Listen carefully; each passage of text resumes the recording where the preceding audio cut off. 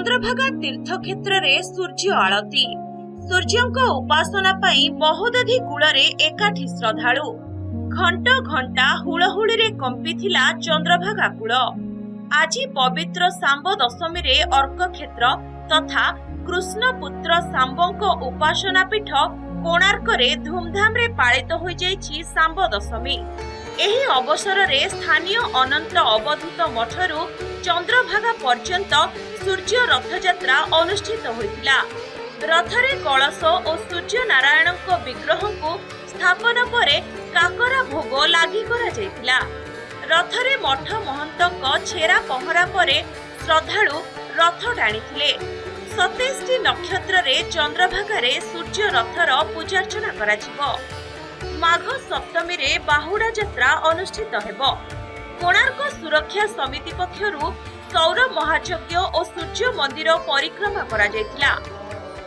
आमे प्रति वर्ष एठाकू माँ माने समस्ते मिसिकरी आसु एवं सूर्य पाखे आराधना करू। रथ पाखे नाना प्रकार पिठा पणा भोग मिठा इत्यादि भोग लगाऊ प्रभु पाखे पिला मानक मध्य बांटी दो एवं पिला मानकर एवं परिवार समस्त शरीर आरोग्य रहिबा एवं सुस्थ रहिबा सेति निमंते हम समस्त मिसी प्रार्थना करू। सांब दशमी विशेषत्व है जे सूर्य सकल शक्तिर आधार सौर साधना माध्यम रे सूर्यंकर साधना माध्यम रे मनुष्य समस्त रोग शोक संतापरु मुक्ति पाइबो एथिरे कोनोसी संदेह नाही।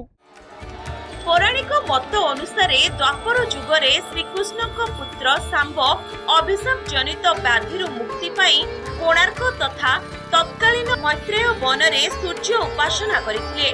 आज दिन में सांब चंद्रभागा नदी में स्नान कला बेले सूर्य महाप्रभु विग्रह प्राप्त होई व्याधिमुक्त होइथिले।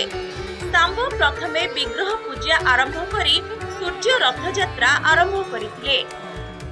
आज सांब दशमी दिन महाप्रभुंकर रथयात्रा अनुष्ठित होइछि। ए रथयात्रा रे विभिन्न स्थानरू बहुत भक्तालु माने आसंती एवं से प्रभु को प्रार्थना करंती।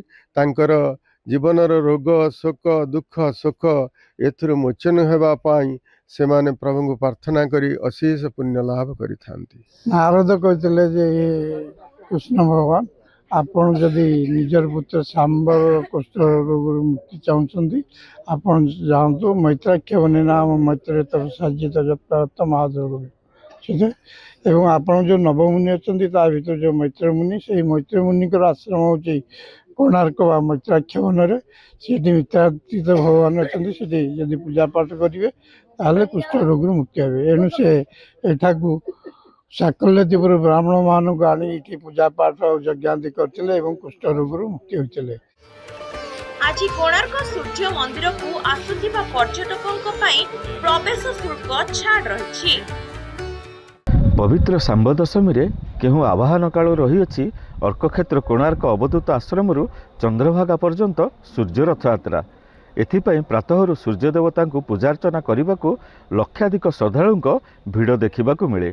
कोणार्क मानस खंडुआल, नंदीघोष टीवी।